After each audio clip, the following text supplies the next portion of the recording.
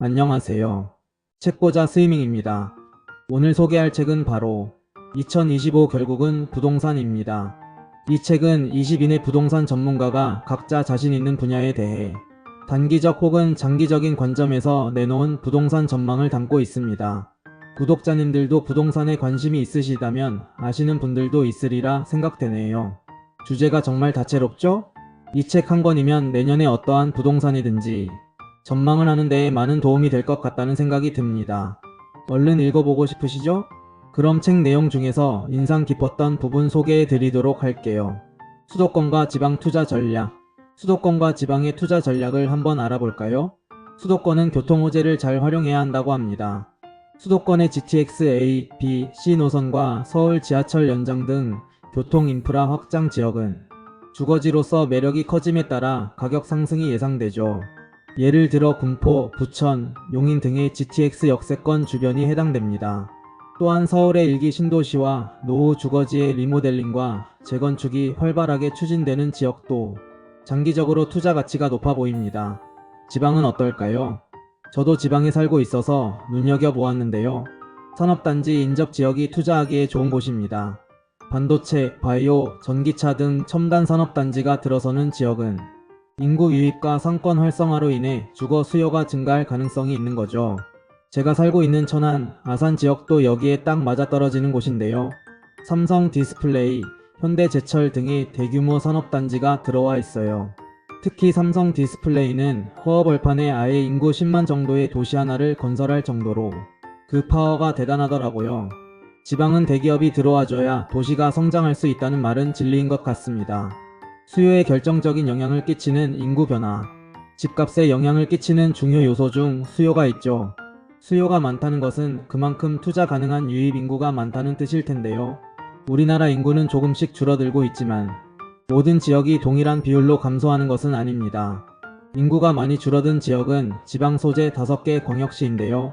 2016년 12월부터 2024년 8월까지 8년이 채 안 되는 기간, 이들 지역의 인구는 5.4% 감소해 약 55만 명이 줄었습니다. 반면 수도권 인구는 같은 기간 동안 1.8% 증가해 약 46만 명이 늘었어요. 그럼 지방 사람들은 자녀를 안 낳고 수도권 사람들은 자녀를 많이 낳은 걸까요? 그런 자연적인 증가가 아니라 사회적 증가 때문에 이러한 결과가 나온 것이에요. 지방에서 수도권으로 인구가 유입된 것이죠. 왜 사람들이 자꾸만 수도권으로 몰리는 걸까요? 양질의 일자리를 제공하는 대기업이 수도권에 집중되어 있기 때문입니다. 국세청 자료에 따르면 2022년 말 기준 서울에 거주하는 근로자의 평균 연봉은 4,937만 원인데 반해 부산에 거주하는 근로자의 평균 연봉은 3,824만 원에 불과합니다. 비슷한 시간을 일하고도 임금을 23%나 적게 받는 것이에요. 그러니 누가 지방에 남아 취직을 하고 싶겠습니까? 이러한 인구 변화는 고스란히 집값 상승률에 반영되어 있는데요. 지방 소재 5개 광역시에 비해 수도권 아파의 매매가와 전세가의 상승률이 훨씬 높게 나타나죠.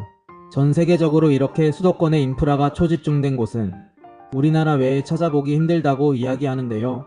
이를 해결할 수 있는 방법은 정말 없는 걸까요? 집값 상승은 언제부터? 2024년 서울 핵심지의 집값은 신고점을 돌파할 정도로 서울은 집값이 많이 상승했습니다.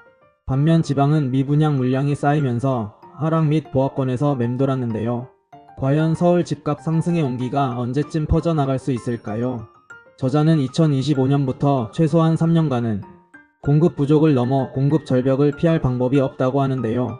사진에서 보시는 것처럼 부동산 경기가 차갑게 식은 2022년부터 착공이 눈에 띄게 줄어듭니다. 보통 착공부터 입주까지 3년 정도 걸린다고 본다면 본격적으로 공급 부족이 시작되는 지점은 2025년이라고 볼 수 있어요. 수요와 공급 원리를 고려한다면 공급 부족은 집값 상승으로 이어질 테고 적어도 2025년 하반기부터는 일부 지방 지역에서 반등을 모색하는 움직임이 나타날 것으로 예상됩니다. 저자는 지방 집값이 본격적으로 반등하는 시기는 2026년 이후로 예상한다고 하네요. 청약통장 유지해야 하나? 2024년은 청약 점수 69점이 쏟아진 해라고 합니다. 69점은 4인 가족의 만점 점수로 상징성이 있는 점수인데요. 주택청약종합저축통장이 2009년 5월 9일 출시되어 2024년이 15년 차가 되는 해인데요. 청약통장 가입기간 만점이 15년 이상 17점입니다. 떠들썩했던 DH방배에서 69점인 분들이 대거 탈락을 했다고 해요. 이제 69점도 안심하기는 어려운 시대가 되었네요. 이러한 상황에서 저는 고민이 하나 있습니다. 미성년자 청약통장 가입기간 인정기간이 성인이 되기 5년 전부터라고 해요. 시기로 따지면 중학교 2학년이라고 하네요. 그래서 부동산 전문가들이 이때부터 자녀 명의의 청약통장을 개설하고 매달 돈을 넣어주라고 하는데요. 저도 아이가 중학교 2학년이 되면 매달 10만원씩 꼬박꼬박 넣어줘야지 라고 생각하고 있었어요. 그런데 청약통장 제도가 바뀌면서 최대 납입 인정 금액이 10만원에서 25만원으로 늘어났습니다. 이러면 1년에 300만원인데요. 금액이 꽤나 부담이 되죠? 그리고 이러한 목돈을 이율도 낮은 청약통장에 묶어두어야 하나 하는 고민도 듭니다. 차라리 자녀 명의의 증권 계좌에 넣고 꼬박꼬박 미국 지수 ETF를 투자해주는 것이 더 수익률도 높고 좋지 않을까 싶어요. 아직은 몇 년 남았으니까 천천히 생각해 봐야겠습니다. 이 책의 전문가들이 공통적으로 하는 말이 있는데요. 앞으로 당분간은 모든 지역의 집값이 오르는 것이 아니고 옥석이 가려지면서 양극화가 심해진다는 것이에요. 결국 입지와 수요가 뒷받침하는 곳을 선정해 신중하게 투자를 해야 실패하지 않을 겁니다. 2025년 모두 성투하십시오. 영상 유익하셨다면 구독과 좋아요 부탁드려요. 시청해주셔서 감사합니다.